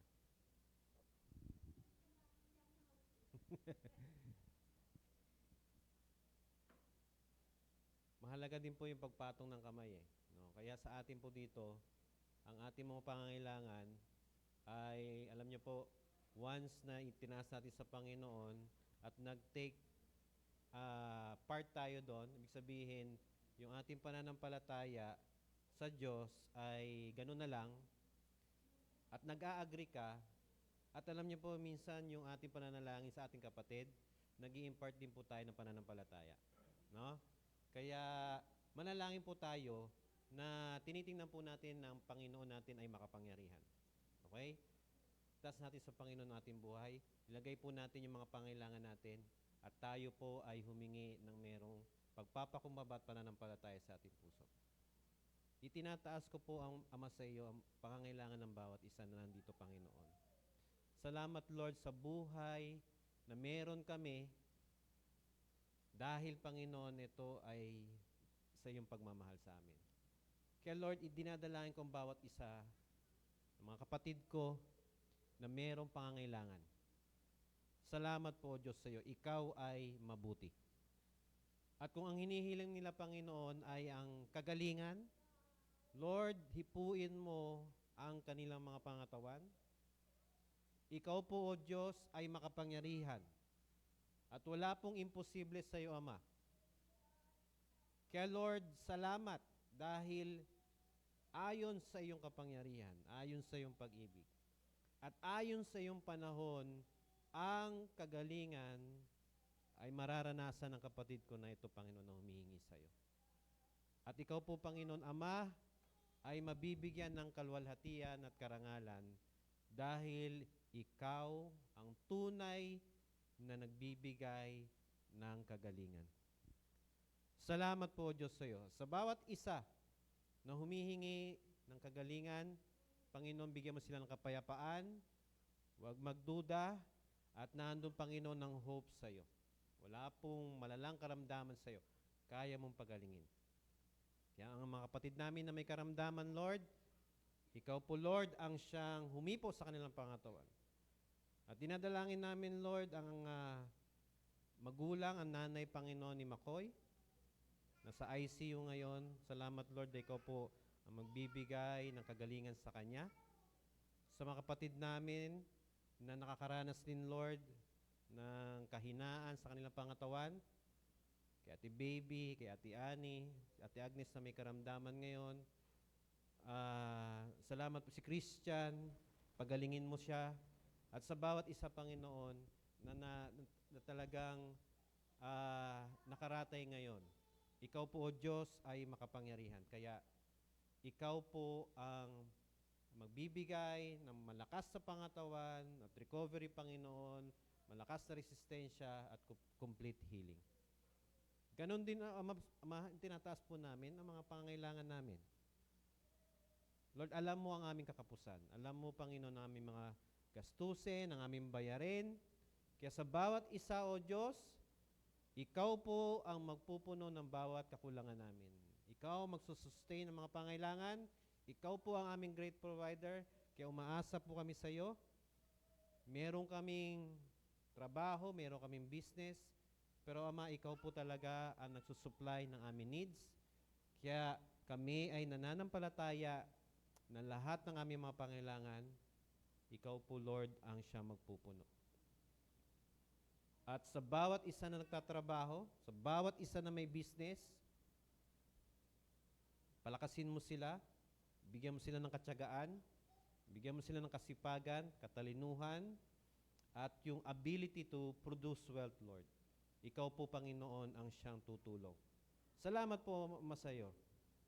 Ikaw po ang tunay na pagpapala namin, kaya ang aming buhay ay talagang ang pinagpala. At kung meron man kami nararanasan, Lord, financial need, problem, or anything, Lord, na challenges, tinitingnan po namin ang future. Dahil, Lord, alam namin na ikaw po ay gagawa. At hindi po kami magdududa, bagkus, O Diyos, kami ay mananampalataya na maayos lahat ng ito. Salamat po, Ama. Itinataas din namin ang iba pang mga plano, mga iba pang mga dalangin, mga iba pang hinihingi, inaasam, mga dinidesire ng aming puso. Lord, ang bawat isa, Panginoon, dito ay may kanya-kanya, Panginoong iniisip ng mga pinaplano sa kanilang buhay, sa kanilang pamilya, at saan man, career, o anything, Panginoon. Lord, i-direct mo kami sa path na gusto mo at nagtitiwala po kami dahil alam namin po, Diyos, ikaw po ang nagbibigay, nagdadirect sa amin sa landas, Panginoon, na kung saan kami ay matagumpay. Kaya Lord, lahat ng ito, Panginoon, ay aming ipinamamanhik sa iyo. Tulungan mo kami, Ama. At huwag kami magkamali, gabayan mo kami, at i-lead mo kami, Panginoon, doon sa way mo at hindi sa way namin. Salamat po, O Diyos, sa iyo. Ang aming pamilya, Lord, itinataas ko ang bawat pamilya na nandito at sa mga nanunood. Lord, pagandahin mo ang aming pamilya. Ayusin mo ang aming pamilya. Magkasundo, patuloy na magmahalan, magunawaan, magintindihan, magkaisa. At salamat, Lord, na ang aming pamilya, Panginoon, tulungan mo kami na talaga maging Christ-centered ang aming family. Dahil kung ganon, mas lalong pinagpapala mo ang aming pamilya. Ingatan, Lord, ang aming mga magulang na nagtatrabaho, nagpapagal. Ingatan mo rin ang mga estudyante na nag-aaral. Salamat, Lord, dahil sinustain mo ang mga estudyante at ngayon nagtapos na ang semestre. Salamat, Lord, sa provision. Salamat sa pag-iingat mo. At ganun din, Lord, ang aming mga lolo't lola, palakasin sila, ingatan, at gabayan, Panginoon, at kung nakakaranas man sila, Panginoon, ng pain and suffering, ikaw, Panginoon, yung mag-comfort sa kanila. Salamat din, O Diyos, na ang aming pamilya ay napakahalaga sa iyo. Kaya kung meron man, O Diyos, na hindi pa nakakilala sa iyo, Panginoon, abutin mo sila, makarinig sila ng mabuting balita, at kung may pagkakataon, Lord, kami ang gamitin mo upang mas lalong maging united ang family. Salamat po, Ama, sa iyo. Lahat ng ito, Panginoon, na aming tinataas sa iyo na may pagpapakumbaba at kami ay nagpapasakop sa iyo. Dahil ikaw po ang aming Diyos, ikaw po ang aming pinaglilingkuran, ikaw po ang aming protector, ang aming refuge and strength, ikaw ang aming joy, ikaw ang aming hope. Kaya Lord, salamat dahil maibigin ka, maawain ka, at punong-puno ka, Panginoon, ng habag at biyaya. Salamat po, Ama, sa iyo. Salamat, Lord, na kami ay makakalapit sa iyo, hindi sa aming sarili, kundi dahil sa Panginoong Yesus. At sa itong bagyo na darating, O Lord, protektahan kami. At ang mga kapatid namin na nasa gilid, Panginoon, ng lugar dito sa Bukal, na kung saan sila, Panginoon, ay baka maabot ng baha, ingatan, Panginoon, sila. Salamat po, Ama, sa iyo. Muli, napakabuti mo at pinapupurihan ka namin. Tanggapin po natin ang biyaya na galing sa ating Diyos na buhay, makapangyarihan, at nagmamahal sa atin. Ang pag-ibig ng ating Diyos Ama, ang pagliligtas, kapatawaran na nakay Hesukristo. At ang gabay, patnubay, kapangyarihan ng banal na Espiritu ay sumaatinawa ngayon at magpakailanman. Amen, amen, amen. Pagpalain po tayo ng Panginoon.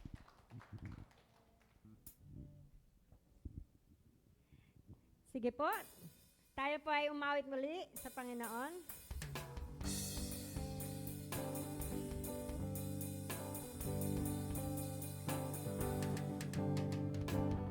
Bumaba yung heaven but you. There is nothing on earth I desire beside you. My heart and my strength, many times they fail. But there is one truth that always will prevail. God is the strength of my heart. God is the strength of my heart. God is the strength of my heart and my portion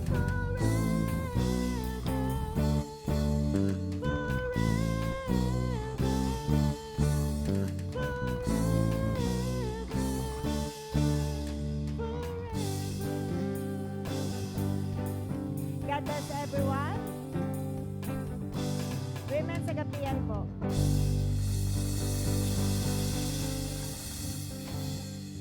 Hello po mga kapatid. Dahil iilan lang tayo, may prepare kasi kaming food. Kasama na po yung mga kalalakihan doon sa food. Dahil ilan lang naman tayo, no? Ayan. Sige, yung mga kababaihan po, dito na lang po tayo sa harap. Ayan. Mag-ano ng upuan. Pero wala pong uuwi, yung mga kapamilya, kapuso, at tayo po'y sama-samang magla-lunch.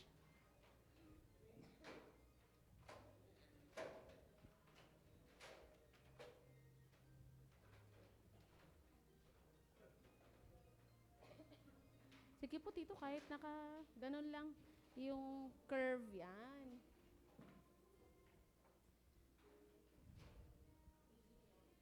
Pero may mga magti-TSG pa